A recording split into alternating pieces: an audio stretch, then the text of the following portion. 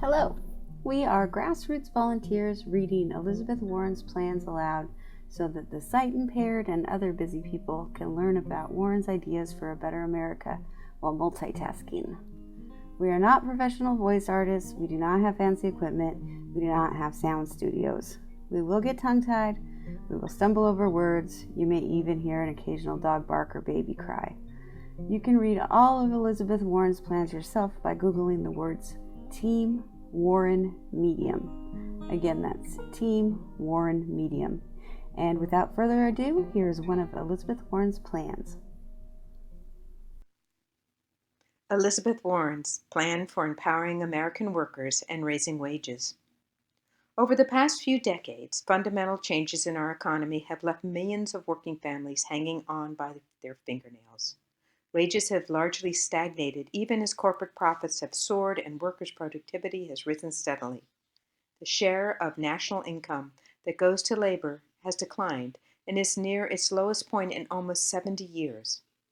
These trends reflect a shift of trillions of dollars away from the pockets of working families, and they are all driven by a single underlying problem. American workers don't have enough power. A key reason is a systemic attack on unions by giant corporations and their allies in Washington and in state governments. The percentage of unionized workers has plummeted from roughly 35% to just over 10% since the 1950s, leaving too many workers without a strong voice in the workplace. But the problem goes beyond this frontal assault. Decades of accumulating decisions in corporate boardrooms and in Washington have shifted more and more power into the hands of Wall Street managers, CEOs, and other elites, and money along with it. We cannot have a truly democratic society with so little power in the hands of working people. We cannot have sustained and inclusive economic growth without a stronger labor movement. That's why returning power to working people will be the overarching goal of my presidency. To do that, I will partner with Congress, use bold executive action, and leverage the federal procurement process to pursue the most progressive and comprehensive agenda for workers since the New Deal. My agenda has 5 broad goals. 1. Extending labor rights to all workers. 2. Strengthening organizing, collective bargaining, and the right to strike. 3. Raising wages and protecting pensions. 4. Increasing worker choice and control. And 5.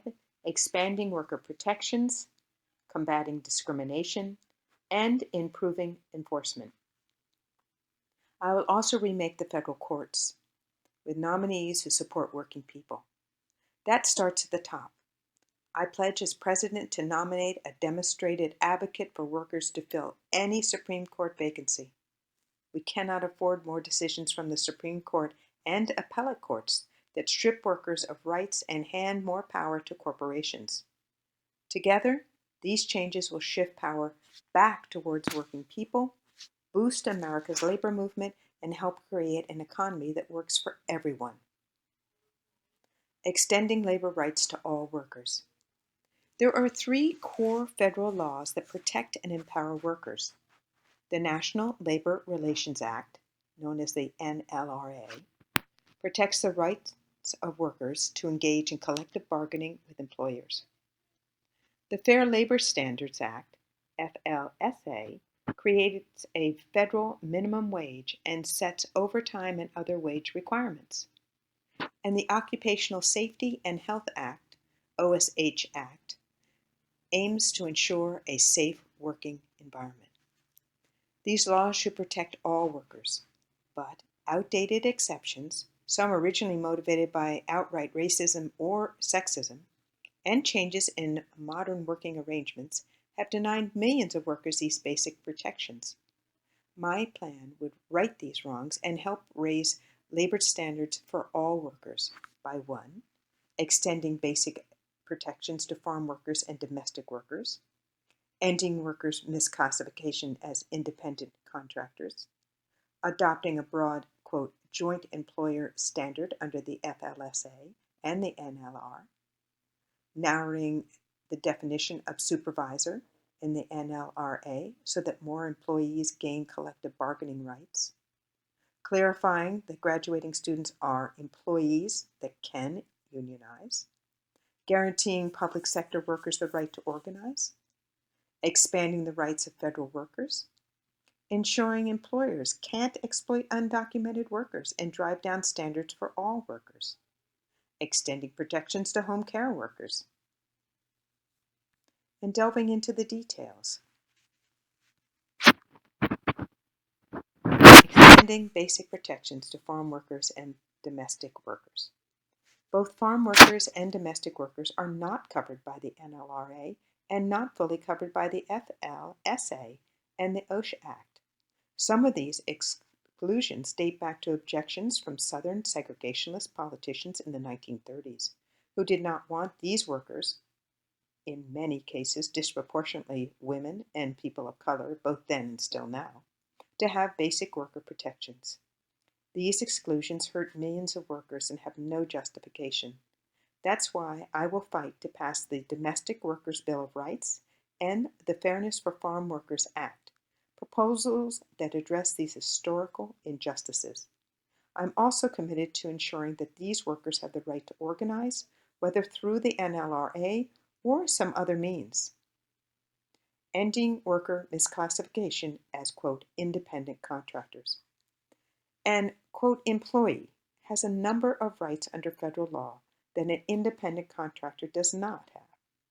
As a result, companies often attempt to misclassify workers as independent contractors.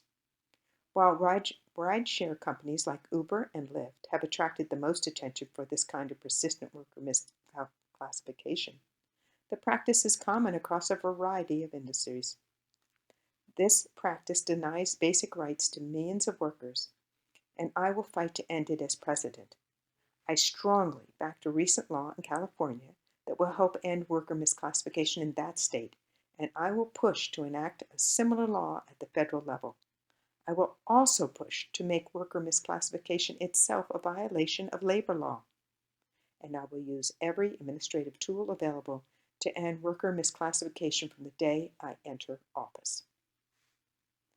Adopting a broad, quote, joint employer standard under the FLSA and the NLRA. Employers have certain obligations to their employees under the FLSA and the NLRA. The Trump administration has proposed a new rule that defines employer very narrowly so that big companies like McDonald's are not considered employers of the workers who work at McDonald's franchises. This leaves many workers without the ability to bargain with or hold accountable the corporate entities who exercise significant control over their work. I help lead the fight to ensure a broad definition of employer so that workers could hold big companies accountable before Trump's Labor Department reversed course.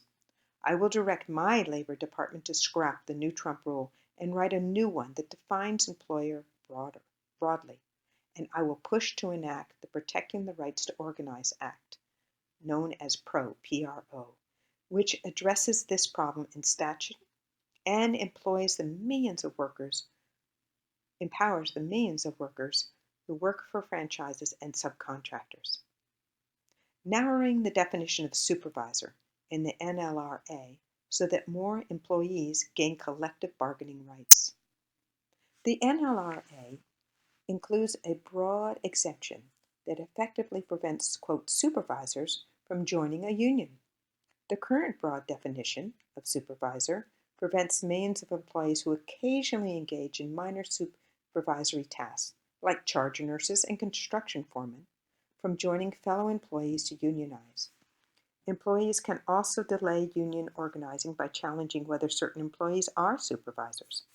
By narrowing this category to make clear that a supervisor is someone who spends the majority of their time on supervisory tasks and exercises real managerial authority, we will give millions of additional employees the right to organize.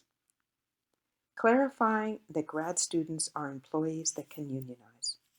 In 2016, the National Labor Relations Board in the Obama administration determined that graduate students who got paid for teaching or research are employees and therefore have the right to unionize. That set off a wave of unionizing efforts, which I supported and encouraged. But the Trump administration, NLRB, recently proposed a new rule reversing that Obama-era ruling. I will appoint NLRB members who will scrap the Trump rule and revive the right of graduate students to organize. And I will fight for legislation to reaffirm that graduate students are employees, so future administrations cannot strip them of this right again. Guaranteeing public sector workers the right to organize. I will fight to enact the Public Service Freedom to Negotiate Act, which ensures that public employees can organize and bargain collectively in every state. Expanding the right of federal workers. My administration will immediately rescind the Trump executive orders attacking federal sector unions by restoring the ability to grieve personal actions, preserving, quote, official time for unions to represent workers fully, and directing agencies to overturn the limited version of collective bargaining now in place. I will also fight to ensure that federal workers are paid continuously during government shutdowns rather than facing furloughs and no pay status, and crack down on contracting out services and on the widespread use of temp workers. And I will ensure the right of federal workers to strike. Ensuring employers can't exploit undocumented workers and drive down standards for all workers. The 2002 Supreme Court case, Hoffman Plastic Compounds versus the National Labor Relations Board, held that an undocumented worker could not receive the back pay he was owed from an employer who had violated the NLRA. That 5-4 ruling is wrong and denies millions of undocumented workers redress for illegal firings or other retaliatory conduct by an employer. The case encourages employers to hire undocumented immigrants and exploit them in numerous fields, including construction and manufacturing, which could lower wages for all workers. I will fight to amend the NLRA and to end this form of exploitation and ensure that all workers are protected. Extending protections to home care workers. More than 3 million people work as home health aides or personal care aides, and another million more are likely to join the line of work by 2028. I will work with home care workers and their advocates to ensure equal treatment for them under our labor laws. That includes guaranteeing that all home care workers can join a union or other worker organization, creating training and certificate programs to address safety, and enforcing adequate federal nursing home staff minimum requirements. And my administration will reverse a cynical Trump-era rule that prevents home care workers that work with Medicaid beneficiaries from using paycheck deductions for health insurance contributions and union dues. Strengthening organizing, collective bargaining, and the right to strike. One of the primary goals of my administration will be reversing the steady decline in union membership and putting workers at the center of our economy. Unions built America's middle class, and with the strong support of my administration, they will help rebuild America's middle class. My plan guarantees working people their organizing rights and makes it easier for unions to secure contracts and assert their rights in all industries. My plan also supports sectorial bargaining so that workers in the same field across various companies can work together to negotiate higher wages and benefits for all of them. Guaranteeing organizing rights.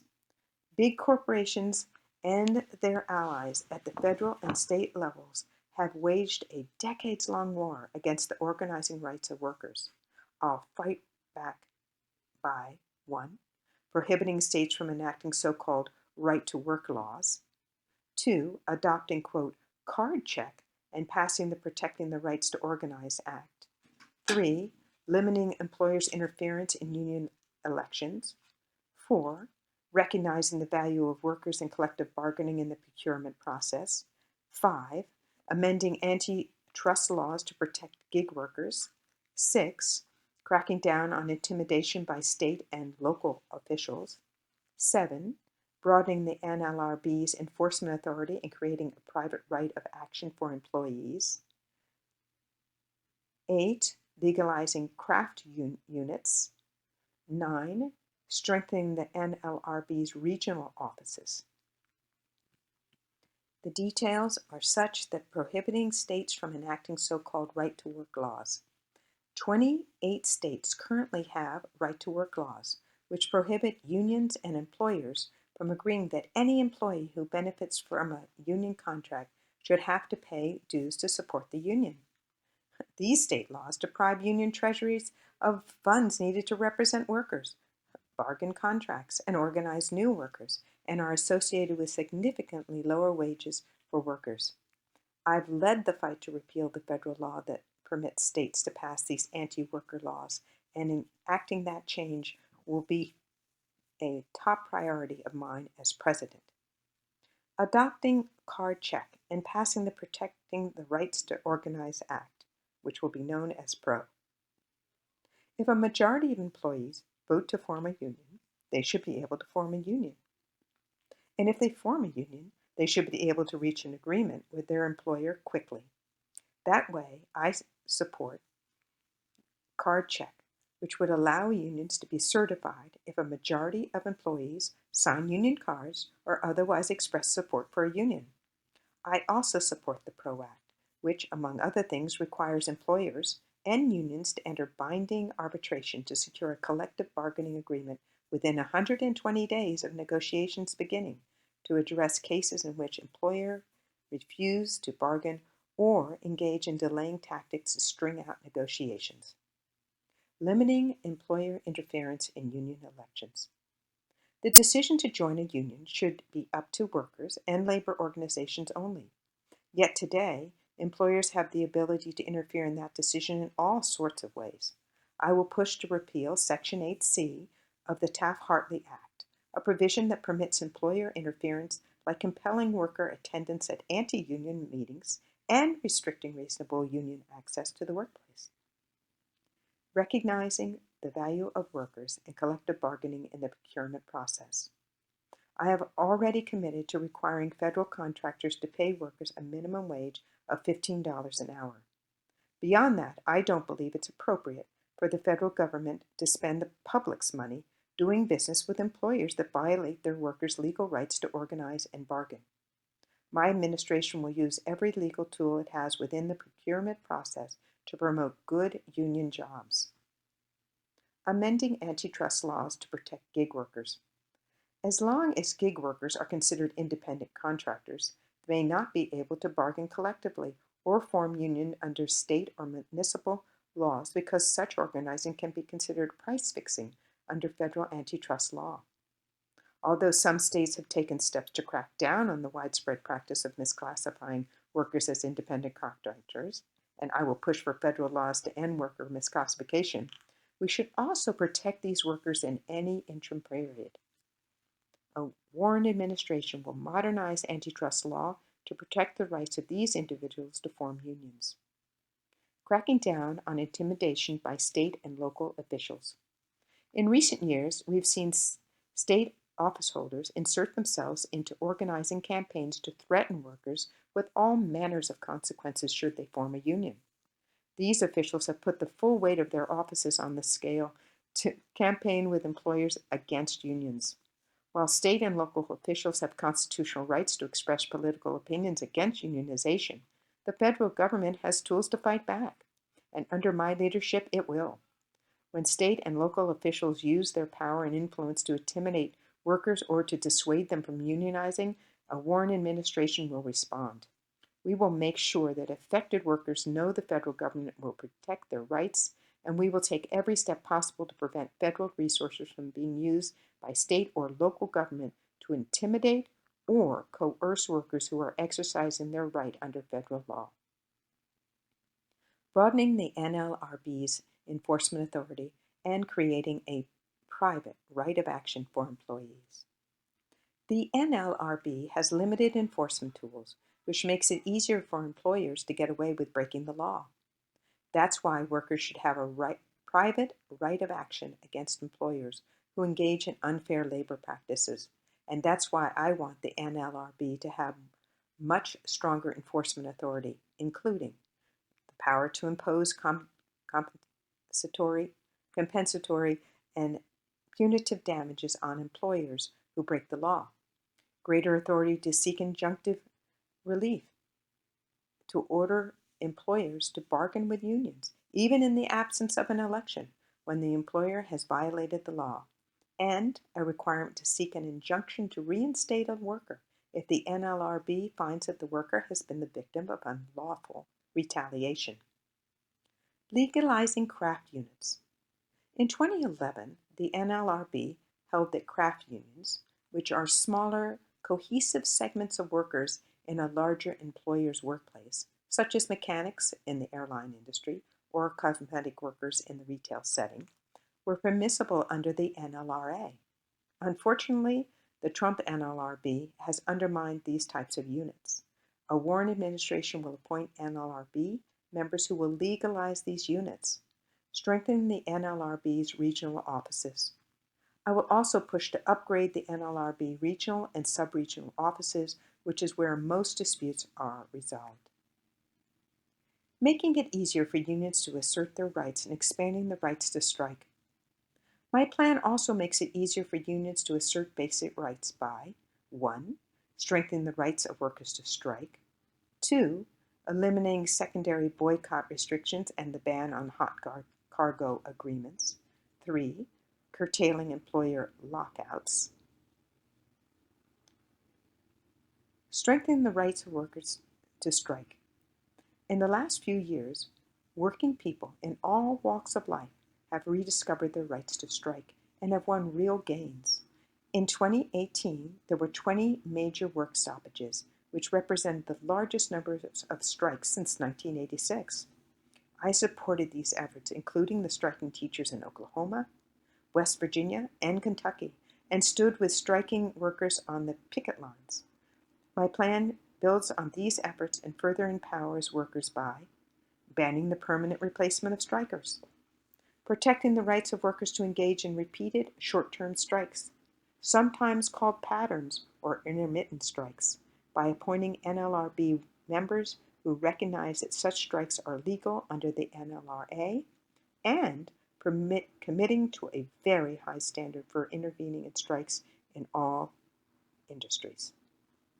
Eliminating secondary boycotts, restrictions, and the ban on hot cargo agreements.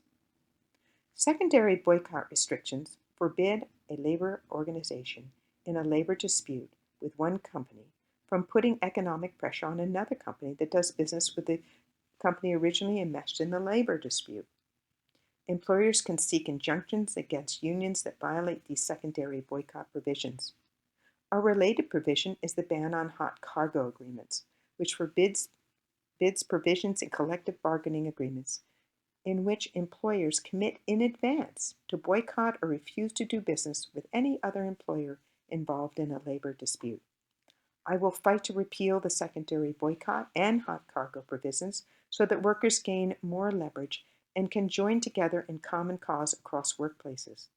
Repealing these provisions would also strengthen the ability of workers and unions to engage in signal or free speech picketing, a powerful tool to draw attention to critical issues like climate change and human rights abuses. Curtailing employer lockouts. Employer-initiated lockouts have become a more common tool for employers to force employees to accept significant concessions. Under current rules, workers and management are not on equal footing. While employers can maintain production during strikes, workers often struggle to maintain their incomes during employer lockouts. That's why my administration will curtail lockouts. Lockouts can disrupt the federal contracting process, and my administration will take that into account in awarding federal contracts. And I will push for the NLRB to use its rulemaking authority to trim back decades of law that have given employers broad lockout authority and use its injunctive power early in the lockout process to bring them to an end. Promoting sectorial bargaining. Under existing law, workers usually bargain with a single company at a time. By contrast, sectorial bargaining is when particular categories of workers, like fast food workers or janitors, negotiate across firms. Sectorial bargaining can have two significant benefits. Each individual firm may have a strong incentive to resist collective bargaining if it believes it will raise costs and put the firm in a worse position relative to its competitors. But if every firm is bound by the same bargaining outcomes, their relative standing remains. That creates conditions for a more successful bargaining process. Sectorial bargaining also permits tailored standards that build on broad requirements like minimum wage laws or basic worker safety standards. Sectorial bargaining can help ensure that wages and worker safety standards can go above the legal floors created by federal, state, and local law. Sectorial bargaining remains difficult under current law.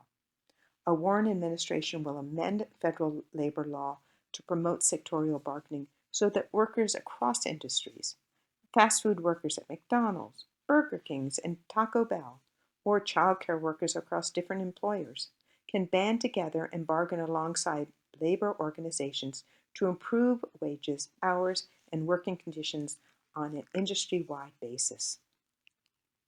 Raising wages and protecting pensions. My plan raises wages for workers and protects the hard-earned pensions and other retirement savings of working people by 1. Raising the federal minimum wage to $15 an hour for all workers, including tip workers and workers with disabilities. 2. Providing more overtime pay to millions of workers by reviving and expanding the Obama-era overtime rule.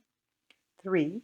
Increasing antitrust scrutiny of consolidation that drives down wages. 4. Protecting the Davis-Bacon Act and supporting project labor agreements. 5. Supporting new apprenticeships. 6. Defending worker pensions and other retirement savings. 7. Protecting union workers in the transition to Medicare for all. Raising the federal minimum wage to $15 an hour for all workers, including tip workers and workers with disabilities. I will fight to pass the Raise the Wage Act, which increases the federal minimum wage to $15 an hour for all workers, including tipped workers and workers with disabilities, and indexes the minimum wage to median wage growth. While I push to enact that legislation, I will sign an executive order on the first day of my administration to require all federal contractors to pay a $15 an hour minimum wage. Providing more overtime pay to millions of workers by reviving and expanding the Obama-era overtime rule. The Department of Labor, under President Obama, issued a rule that doubled the salary threshold under which salaried workers must automatically receive overtime pay. The Trump administration recently cut back that threshold significantly, cutting pay for roughly 8 million workers. I fought hard for the Obama overtime rule, and my administration will reinstate it administratively, with the salary threshold adjusted upward for inflation and other factors. I'll also push for a new law to lock in these changes so future administrations can't weaken the overtime rule again. Increasing antitrust scrutiny of consolidation that drives down wages. The growing consolidation of employers in certain areas is driving down wages. Studies show a 17% decline in wages between markets in the 25th percentile of market consolidation and those in the 75th percentile of market consolidation. But antitrust authorities have largely ignored labor market consolidation. Since 1960, approximately 97% of consolidation cases have dealt with product markets rather than labor markets. The federal government has the authority to review mergers for this kind of harmful effect on the labor market, and my administration will reject mergers if they create labor market consolidations that would drive down wages. Protecting the Davis-Bacon Act and supporting project labor agreements. The Davis-Bacon Act guarantees the payment of prevailing local wage rates to all laborers and mechanics on federal construction projects. This is a basic labor protection in the construction industry and I will insist that it is applied to all federal construction spending in the Warren administration. I will also support projection labor agreements in construction. Supporting new apprenticeships. I've already proposed increasing federal investment in apprenticeships tenfold. In addition, I will direct the Labor Department to set aside funding for apprenticeships on any construction project using federal dollars, and to partner with labor organizations and joint labor management apprenticeship programs to establish new training requirements and apprenticeship programs in industries throughout the country, including in home care, nursing, and hospitality. Defending worker pensions and other retirement savings. Workers earn their pensions, and my administration will defend every penny of them. My administration will recognize the value of defined benefit pensions and on multiple employer pensions. I will push to pass the Butch-Lewis Act to create a loan program for the most financially distressed pension plans in the country. I will work with labor leaders, policy experts, fund counsel, actuaries, and benefits specialists to improve the pension system and to devise policy for financially challenged plans that are not in immediate distress. And I will restore the Labor Department's fiduciary rule that the Trump administration delayed and failed to defend in court, so that brokers can't cheat workers out of their retirement savings. Protecting union workers in the transition to Medicare for all. Unions have fought long and hard to win compensation in the form of high-quality health insurance for members and their families. But in every contract negotiation that unions and employers pursue, the unchecked cost of health insurance threatens to consume the agenda and crowd out progress on other important issues like wage increases or enhanced retirement security. Medicare for all will break this pattern, and both the transition to Medicare for all and its implementation, my administration will work closely with unions and multi-employer health insurance funds to protect the gains they have made and to draw on their experience providing quality health care to working people. Increasing worker choice and control. Over the past few decades, changes in corporate philosophy and decisions in Washington have left workers with fewer employment choices and less control over the companies that employ them. My plan reverses that trend by 1. Requiring large companies to let workers elect board members, 2. Prohibiting non-compete clauses in employment contracts, 3. Banning, quote, no-poach agreements, 4. Prohibiting forced arbitration agreements and class action waivers in employment contracts. Requiring large companies to let workers elect board members. Under my Accountable Capitalism Bill, American companies with $1 billion or more in annual revenue must let employees elect no less than 40% of the company's board members. This is a crucial tool for giving millions of workers more control over corporate decisions on everything from wages and benefits to outsourcing and long-term investments. One of the companies that would be covered by this requirement is General Motors, where 46,000 workers represented by the UAW went on strike because of the company's refusal to let workers get a fair share of the billions of dollars in profits the company has made. Letting GM workers elect 40% of the company's board would help ensure that workers get the wages and benefits they deserve. Prohibiting non-compete clauses in employment contracts. Non-compete clauses, which can prevent workers from leaving to work for a competing employer, have become common, including in low-wage work. These clauses depress wages and deny workers opportunities to find a better job. A 2016 Treasury Department report found that non-compete agreements are associated with lower wages and lower wage growth. And empirical evidence shows that banning these agreements raises wages. A recent study found that Oregon's 2008 ban on non-compete agreements for hourly workers increased hourly wages overall by 2 to 3%, and estimated that wages might be as much as 14 to 21% higher for workers who were actually bound by non-competes. I push for more scrutiny on these clauses, As president, I will pursue legislation to ban them entirely. Banning non-poach agreements.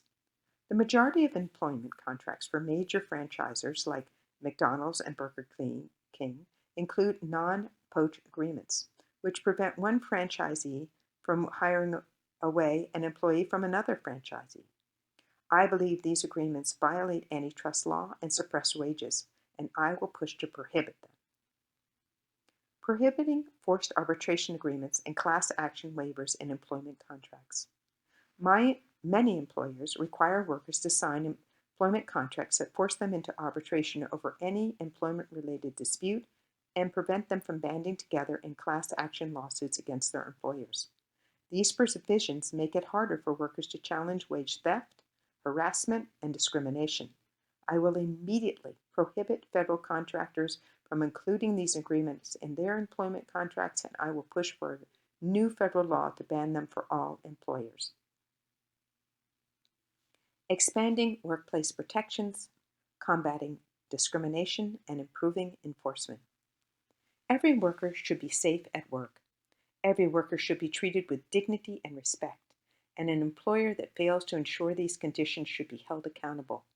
My plan upholds these principles by guaranteeing fair scheduling practices.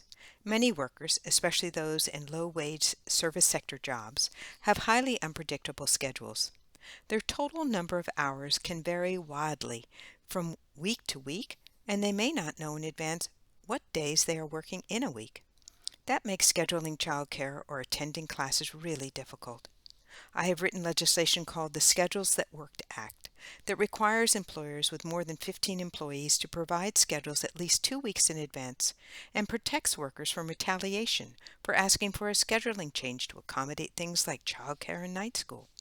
Enacting this bill will give workers back some more control over their lives. Supporting new worker safety protections for healthcare, transit, and social service workers.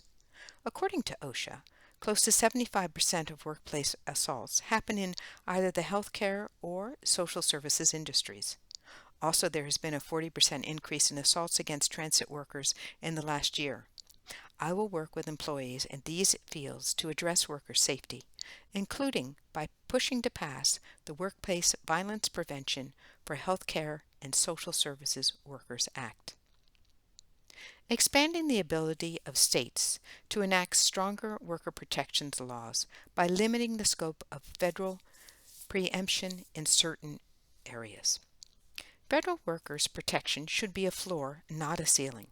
My administration will examine reforms to statutes like the Employee Retirement Income Security Act, ERISA, and the NLRA, so that they do not preempt positive experimentation by states and municipalities around issues of economic security and worker benefits.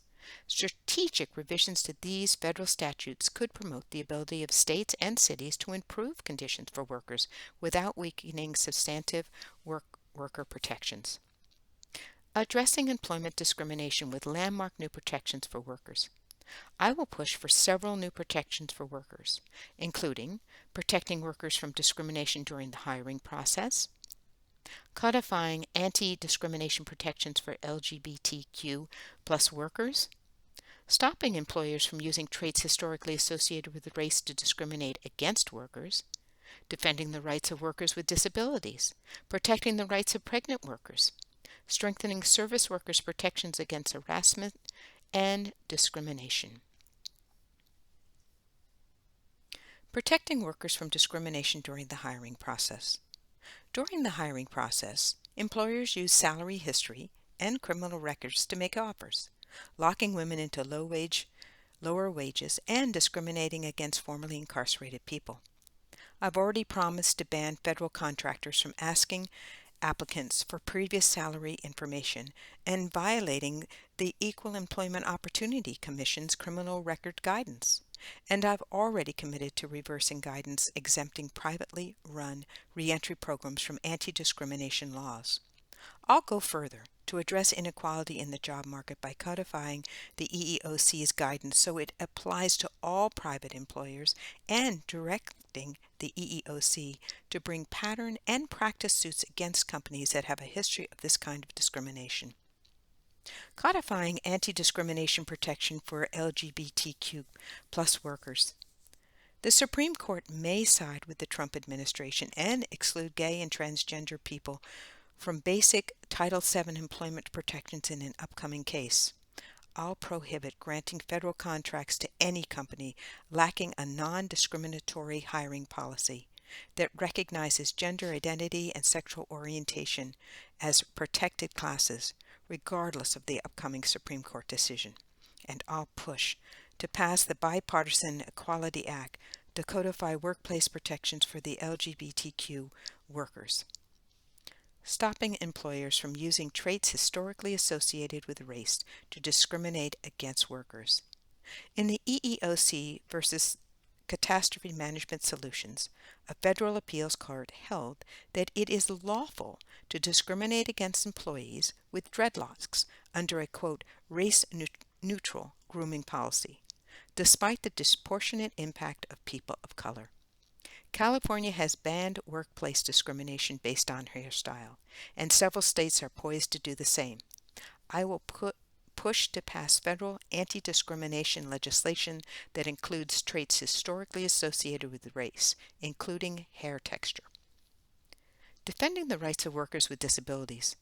In addition to guaranteeing workers with disability a minimum wage of $15 an hour, I will push to pass the Transformation to Competitive Employment Act, which would support a transition towards competitive, integrated employment for people with disabilities through grants and technical assistance. Protecting the rights of pregnant workers. I will fight to pass the Pregnant Workers Fairness Act, which, among other things, makes it illegal to fail to make reasonable accommodations for pregnant workers or to deny employment opportunities to pregnant workers based on the need to make such reasonable accommodations. Strengthening service workers' protections against harassment and discrimination. I will fight to enact the Be Heard in the Workplace Act, which closes loopholes in federal anti-discrimination laws related to harassment on the basis of gender. It extends protections to independent contractors and workers in companies with fewer than 15 employees, a change that can help workers in the entertainment industry, domestic workers, home care workers, and women working in small businesses who currently are without legal protection against harassment. Significantly strengthening enforcement of worker protection laws. We must strengthen our enforcement of worker protection laws so that employers cannot exploit employees or put them in danger with impunity, including by substantially increasing funding for the EEOC, OSHA, and the DOL Civil Rights Center, and the Wage and Hour Division of the Labor Department. Each of these agencies play a crucial role in enforcing worker protections, and each is badly underfunded, and the Trump budget proposed even further cuts. The EEOC, which enforces provisions in laws such as the American Disability Act, the 1964 Civil Rights Act, and the Pregnancy Discrimination Act, has had virtually stagnant funding since 1980, while the number of workplace discrimination complaints received doubled over the last decade. In 1978, each OSHA inspector was responsible for safety inspections at the workplaces of approximately 60,000 workers. Now it's 180,000 workers. In 1978, investigators at the Department of Labor's Wage and Hour Division were responsible for approximately 69,000 workers. Today, DOL investigators are responsible for an average of 175,000 workers. I will substantially increase funding for these agencies so that they have the resources they need to do their jobs. I will also strengthen and expand grants to unions and labor organizations to help expand our inspectional reach. Substantially increasing penalties for violations of wage and hour laws, workers' safety laws, and anti-discrimination laws. Currently, the statutory maximum penalty for these kinds of violations are laughably small and fail to adequately deter misconduct. For example, according to the Department of Labor, the statutory maximum penalty for willful or repeated violations of minimum wage and overtime laws is just $1,000, and the statutory maximum for willful or repeated violations of child labor law is just $10,000. I will push to substantially increase these maximum penalties so that lawyers don't view violations as the cost of doing business. Targeting enforcement at industries with the most frequent violations. Even with more funding, our worker protection agencies should target enforcement resources by directing them towards the industries with the worst track record. Directing the Department of Labor to refer violators of labor law to the Justice Department for criminal prosecution. Under the OCH Act, someone who willfully violates worker safety laws, resulting in the death of a worker, can receive criminal punishment. I will direct the Labor Department to prioritize criminal referrals to the Justice Department for companies and individuals who repeatedly put workers' health and safety at risk. Ensuring that the Department of Labor partners with unions to improve enforcement. The Labor Department should partner whenever and wherever possible with labor unions and organizations to increase compliance and strengthen enforcement.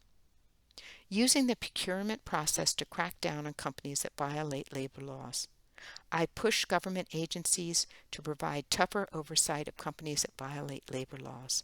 As president, I will ensure that our taxpayer dollars don't go to support companies with bad track records of exploiting workers or putting their health and safety at risk. Elizabeth Warren, candidate for President of the United States of America, 2020.